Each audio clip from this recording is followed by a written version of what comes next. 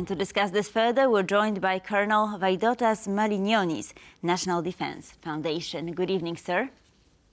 Good evening. So, $43 billion, it sounds like an impressive amount, but how significant is it from a military standpoint? Well, from military standpoint, it is very important to develop asymmetric superiority against the enemy forces. Yes, which means that assistance, weapons, ammunition, and all other resources needs to be on time, on space, and in the right numbers and amounts. Yes. So it is also very important not only how many euros or dollars are allocated, but it is also very important how it will be organized and how it will be delivered. Yes, because so far what we can see, Western countries failed to provide Ukraine with enough. For example, artillery ammunition, yes, because we know that Russia has superiority 1 to 8, 1 to 7, yes, rounds on the battlefield.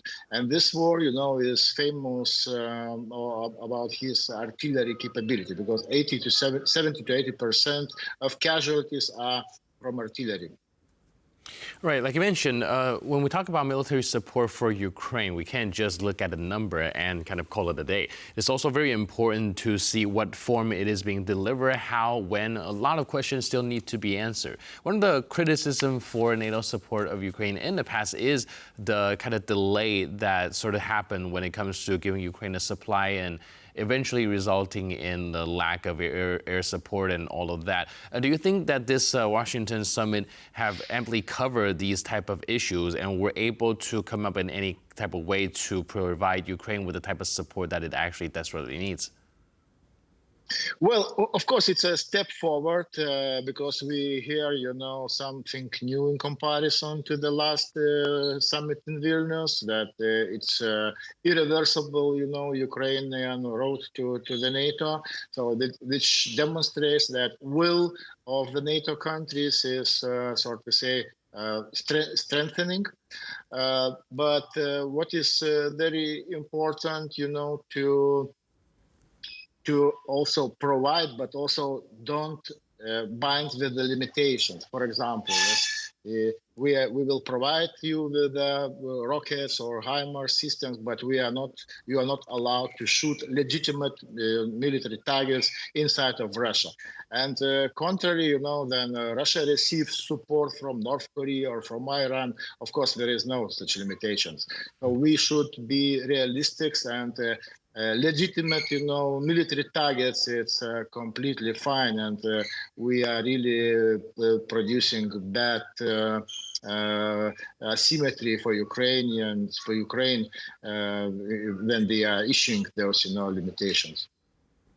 So we've just heard that these long-range missiles will be deployed to Germany in 2026. It is a part of an effort to bolster NATO's defenses. But I wonder, shall we be worried? Is it becoming too, well, one could say intense, right? Shall we be worried about a potential conflict? Well, for example, Sweden, yes, Swedish military establishment, military leaders, they said that Sweden's society must be morally prepared for war. And it will depend how war will develop, in Ukraine. If Western countries will not develop enough political will, and if we will fail to provide, enough resources for Ukraine, then I assume that, yes, it's pretty real that war will step into the Europe. I am afraid it can be, yes. But I agree with the Swedish military authorities that everything depends and everything will be solved in Ukraine.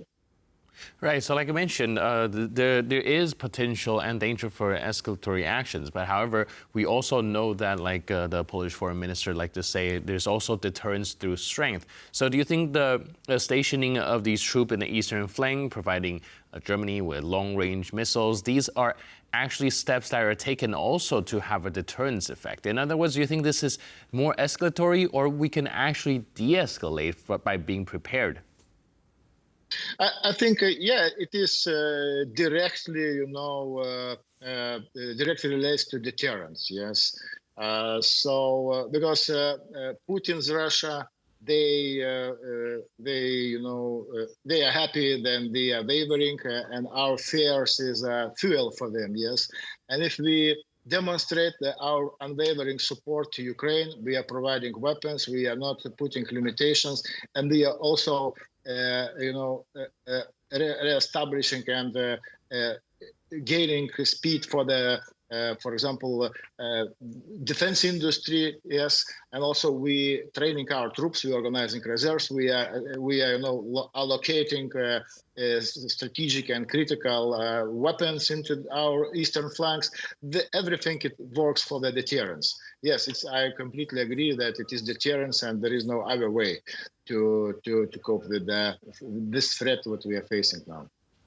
Right. So what about this defense spending that has been quite a hot topic? Do you think that some countries will increase the percentage of the GDP that they're spending on defense? Well, I hope, but we see that countries, NATO countries, already in 2014 committed to allocate no 2% out of GDP. Yes, it was repeated in Vilnius that now last year, during NATO summit, that 2% will be like just the start. Yes, and everything what is above is okay. And we still have, number of NATO countries which are still not achieved those 2%. And of course, this is about political will, but I hope that situation is changing, and we will achieve more than 2%. For example, I think Poland is a very good example. They have achieved already more than 4%. Yes, Lithuania 3%, but I think it still could be increased. All right, like I mentioned, there's a very big question of political will, and I do think we're seeing step in the correct direction. As this NATO summit, we already saw a lot more countries reaching that 2% threshold. Now, also the question is whether or not these will be used in a more effective way, that this 2% GDP. There's also actually another threshold in NATO that is seldomly talked about, is that the 20% of these GDP being used needs to be used to purchase equipment instead of just establishing 100 military jobs and pay their salaries. Do you see things also turning on a brighter front in that front? Do you think these now GDP will be used more for equipment? Yes, as I mentioned, Western countries, we already wasted 2 years, and because we are not, encouraged our defense industries to produce enough ammunition, enough equipment, because defense industry is totally dependent on the governments. Yes, and if there is a political will, because defense industry, they need guarantees. Yes, and if there is no guarantee, they will not start production, and that's the reason we are not still capable to provide enough artillery ammunition for Ukraine. And it's a good way. We have like Czech Republic president. He is almost personally organizing, artillery ammunition from all around the globe. He was collecting, but yes. So I hope, the situation is changing slowly, but it's changing, and I hope that that political will gain speed, and the right decisions will be made, and we will escape, or we will avoid the war in Europe. Right, and there's also this new drone defense initiative of delivering 1 million drones to Ukraine. Now, sir, let me ask you about procurement. So are NATO countries buying the same kinds of equipment in order to increase interoperability? Well, interoperability is a big issue, because interoperability between NATO countries is actually a multiplier of our defensibility. Yes. And I think before 2014 and even now, we still have, lack of interoperability. We are using, different types of ammunition. We are using different types of infantry fighting vehicles, and we are using different types of other systems. So that interoperability is very important, and I think countries understand that, and the right steps will be taken, and we will increase it. Of course, it will take time. Right, sir. And are there any specific kinds of weapons or perhaps aircraft that the Allies are trying to procure?